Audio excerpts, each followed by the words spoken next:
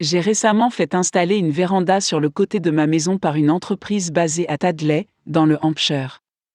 Le propriétaire de l'entreprise de véranda utilise un électricien employé par un hôpital local du NHS.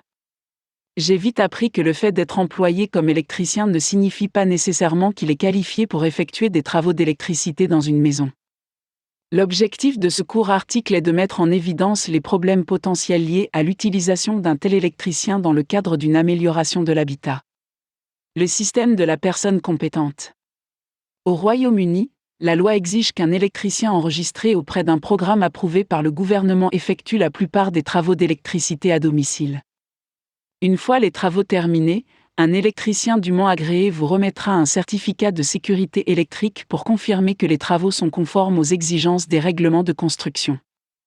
Pour les électriciens, cela signifie qu'ils doivent être inscrits à l'un des nombreux registres approuvés par le gouvernement pour les installateurs d'électricité domestique agréés au titre de la partie P, à la fois pour les travaux complets et les travaux de portée définie.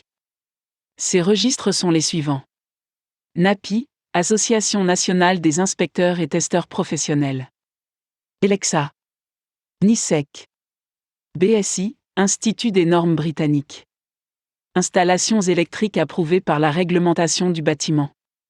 Tous les travaux d'électricité doivent respecter les normes de sécurité de la norme BS 7671, les règles de câblage. Les lecteurs peuvent en savoir plus en visitant le site web du BSI. Il suffit de dire que je vais sélectionner les parties les plus importantes qui sont pertinentes dans cette situation. Un câble dissimulé dans un mur ou une cloison à une profondeur de moins de 50 mm d'une surface du mur ou de la cloison doit incorporer un revêtement métallique mis à la terre conforme aux exigences du présent règlement pour un conducteur de protection du circuit concerné. Être enfermé dans un conduit mis à la terre ou être enfermé dans une goulotte ou une canalisation mise à la terre ou être protégé mécaniquement contre les dommages suffisants pour empêcher la pénétration du câble par des clous, des vis et autres éléments similaires, ou être installé dans une zone située à moins de 150 mm du sommet du mur ou de la cloison ou à moins de 150 mm d'un angle formé par deux murs ou cloisons contiguës. Lorsque le câble est raccordé à un point, un accessoire ou un appareil de commutation sur une surface quelconque de la paroi ou de la cloison, le câble peut être installé dans une zone située horizontalement ou verticalement par rapport au point, à l'accessoire ou à l'appareil de commutation.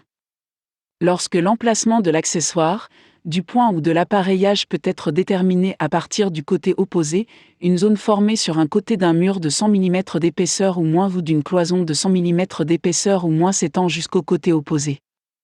Travaux effectués par l'électricien. Le câblage installé par l'électricien n'a pas été installé horizontalement ou verticalement, et a simplement été fait de manière à utiliser le moins de fils possible.